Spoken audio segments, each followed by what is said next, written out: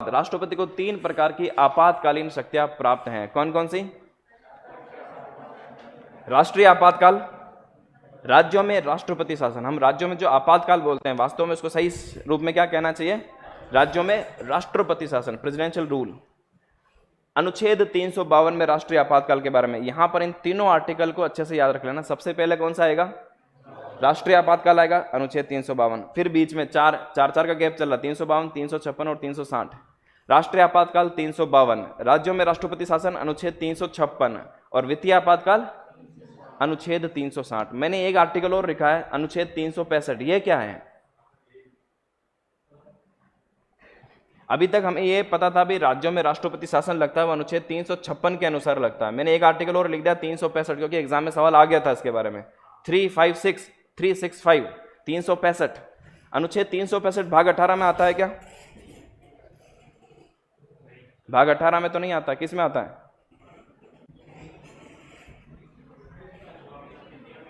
हाँ, स्थिति बिगड़ जाए तो कैसे बिगड़ जाएगी? हाँ हाँ, सही बता रहे हो। राज्य में स्थितियां बिगड़ जाए, जैसे दंगे तो होते रहते हैं, राष्ट्रपति साहब। हाँ, स्टेट मशीनरी फेल हो जाए। हाँ, 365 में या 356 में? 65 में। और 356 में? हाँ चलो ठीक है, इस पे बात करते हैं। मैं 365 का भी बता देता हूं, क्योंकि 365 के लिए भी आजकल पूछा जाने लगा है। 356 तक सबको पता है कि 356 के तहत राज्य में राष्ट्रपति शासन लगा सकता है। ये यहां तक क्लियर है? पहले वापस पढ़ लेते हैं। राष्ट्रीय आपातकाल कौन सा आर्टिकल है? अनुच्छेद 352 के तहत राष्ट्रपति राष्ट्रीय आपातकाल की घोषणा कर सकता है। 3 आधार है, कौन कौन से? 3 आधारों पर आपातकाल किस आधार पर लगा सकता है? अभी तक कितनी बार लगे हैं राष्ट्रीय आपातकाल? 3 बार लग चुके हैं। किस आधार पर लगा सकते हैं? बाह्य आक्रमण, किसी दूसरे देश ने भारत पर आक्रमण कर दिया हो, उस समय नेशनल इमरजेंसी घोषित की जा सकती है, राष्ट्रीय आपातकाल लगाया जा सकता है। किसी दूसरे देश ने हम पर आक्रमण कर लिया, या फिर भारत खुद किसी युद्ध में संलग्न हो जाए तो भी राष्ट्रीय आपातकाल लगाया जा सकता है। और तीसरा, सशस्त्र विद्रोह। सशस्त्र विद्रोह यानी भारत के खुद के यहाँ के लोगों ने शस्त्र उठा लिया हो सरकार के खिलाफ, है ना, या फिर आपस में लड़ने लगे, गृह युद्ध जैसी स्थिति बन जाए, तो उस सशस्त्र विद्रोह में भी राष्ट्रीय आपातकाल लगाया जा सकता है। इसके ये 3 आधार हैं। अब राज्य में जो राष्ट्रपति शासन है वह अनुच्छेद 356 में लिखा हुआ है। पहले तो हम इसको देख लेते हैं, क्योंकि हम भाग 18 के बारे में पढ़ रहे हैं। इसमें लिखा हुआ है राज्य का संवैधानिक तंत्र विफल होने, बस यही लिखा हुआ संविधान में, राज्यों का संवैधानिक तंत्र विफल हो जाने की स्थिति में राष्ट्रपति राज्यों में राष्ट्रपति शासन लगा सकता है। संवैधानिक तंत्र विफल होने का मतलब क्या है? संवैधानिक तंत्र का विफल होने का मतलब है कि वहां किसी भी सरकार को बहुमत नहीं मिला है। राज्य विधानसभा के चुनाव हुए, किसी भी वहां पर विधानसभा किसी भी पार्टी को बहुमत नहीं मिला, कोई भी सरकार नहीं बना पा रही है, तो क्या हो गया? तो वहां पर राष्ट्रपति शासन लगाया जा सकता है। दूसरा, कानून व्यवस्था के आधार पर लगाया जा सकता है क्या? कानून व्यवस्था बिगड़ गई हो। हम यहाँ पर सरकारी आयोग और ये सब आगे इस पे भी पढ़ने वाले हैं, उसमें लंबे तौर पर और सुप्रीम कोर्ट का एक डिसीजन भी आएगा। हाँ, कलकत्ता नहीं, पश्चिम बंगाल। हाँ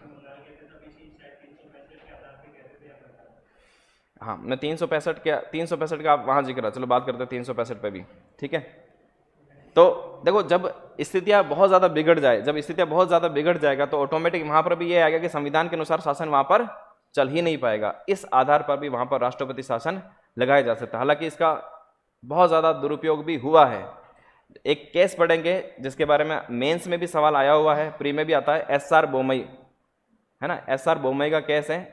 SR बोमई बनाम भारत संघ, वो हम केंद्र राज्य संबंध पढ़ेंगे तब वहां पर पढ़ेंगे। उसमें सुप्रीम कोर्ट ने अपने अलग अलग निर्णयों में कहा है कि भाई किस आधार पर आप 356 का प्रयोग कर सकते हैं। तो सामान्य एक बात है, संवैधानिक तंत्र का विफल हो जाने पर अनुच्छेद 356 का प्रयोग। अब 356 का प्रयोग करके नॉर्मली क्या करते हैं, केंद्र में अगर अलग पार्टी है और राज्य में अलग पार्टी है तो कई बार उसको हटाकर राष्ट्रपति शासन लगा देते हैं। होता है कई बार ऐसा, आपने देखा होगा।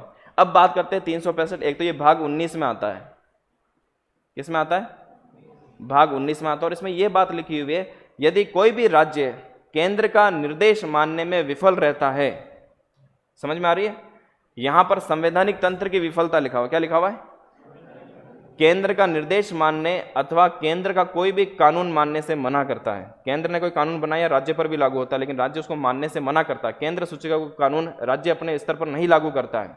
किसका उल्लंघन हो रहा है? यहां पर भी संविधान का उल्लंघन हो रहा है। तो केंद्र का निर्देश नहीं मानने, मान लो केंद्र को निर्देश दे रहा है, उसको पूरी तरह से नकार रहा है राज्य, केंद्र के कंट्रोल से बाहर हो गया है, वहां पर क्या किया जा सकता है?